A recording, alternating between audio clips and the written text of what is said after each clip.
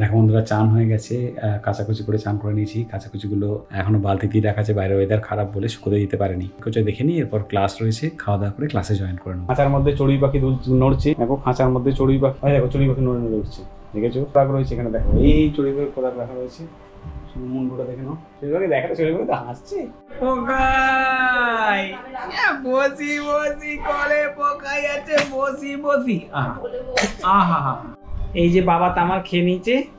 হ্যাঁ, প্রচুর শরীর খারাপ, তোমরা তো জানো, যদি ব্লগ দেখে থাকো তাহলে বুঝতে পারবে। শরীর খারাপ চলছে দুদিন ধরেই, জ্বরটাও রয়েছে, জ্বরটা বারবার রিটার্ন করছে টাইমে। ওষুধ খাওয়ার টাইমটা হয়ে যাচ্ছে, তার কাছাকাছি জ্বরটা এসে যাচ্ছে। 3 দিন ওষুধ দিয়ে দেখা যাক কি হয়। খাওয়া দাওয়াটা ওর তো ল্যাকটোজ ইনটলারেন্সের দেখা দিয়েছে। ল্যাকটোজ ইনটলারেন্স মানে হচ্ছে গরুর দুধ জাতীয় জিনিস বা ওই দুধ জাতীয় যে প্রোটিনটা, অ্যানিমাল মিল্ক যেটাকে বলে, সেই জাতীয় প্রোটিনটা ওর শরীর নিচ্ছে না। তো তার জন্য ডাক্তার এখন 0 ল্যাক চালাচ্ছে, যেটা বুঝতেই পারছো ল্যাকটোজ ফ্রি। তো ওরা সয়া মিল্ক থেকে বানানো, তা সেটা খাচ্ছে, ওর একদম পছন্দ নয়। তো মাদার্স মিল্ক তো খুব একটা বেশি সাপ্লাই নেই বলে খেতেও পারে না। তারপরে এই দুধটা কম, মানে ওর একদম মানে বিরক্তিকর সিচুয়েশন।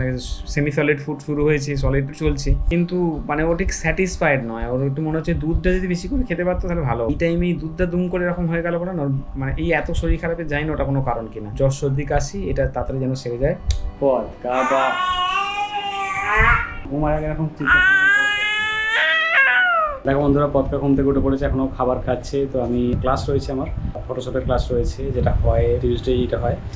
উপস্থিতি একদম পুরোপুরি বলতে পারো নেই, বলতে পারো, মানে একজন এসছে, বাকিদের একজনের পরীক্ষা চলছে, একজনের পরীক্ষা ছাড়া কোনো কারণে কামাই করেছে, একজন এসেছে। তারপরেই আবার ব্যাক টু ব্যাক ক্লাস আছে প্রিমিয়ারের। বাট ওদের যে কজনের কে আসবে এদের ক্লাসটা না নিয়ে ডাবিংটা আজকে করে নেবো, আমার সামনে বসে প্রপার ডাবিংটা তাহলে হয়ে যাবে। দেখো বন্ধুরা, আজকে একটা কথা না বললেই পাচ্ছি না। আজকে যাওয়ার কথা ছিল শ্বশুরবাড়িতে রান্না পুজো খেতে, মানে রান্না পুজোর খাবার খেতে। পদকার সন্ধ্যে থেকে মারাত্মক জ্বর, ওইটার একদমই ভালো যাচ্ছে না। আমাদের যাওয়ার কোনো ইচ্ছাই হলো না, ওকে ছেড়ে এরমভাবে ঘুমাচ্ছে। বাট ওকে রেখে যাওয়া হয়তো কিছুই হতো না, এখনো ঘুমাচ্ছে। দুধও করে যাওয়া হতো, কিন্তু তাম না, হয়তো মা সামলে নিতেও সবই ঠিক আছে। এত জ্বর তো রান্না পুজোর খাওয়াটা খাওয়া হচ্ছিল না।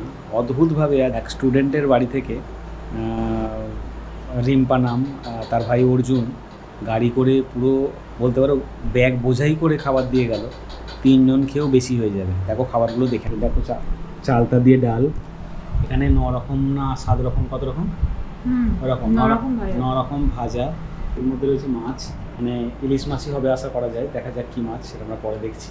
ভাত দিয়েছি, মোটামুটি 3 জন খেয়েও বেশি হয়ে যাবে। আমি তো রাতে ভাত খাই না, তো আমি রুটি খাচ্ছি।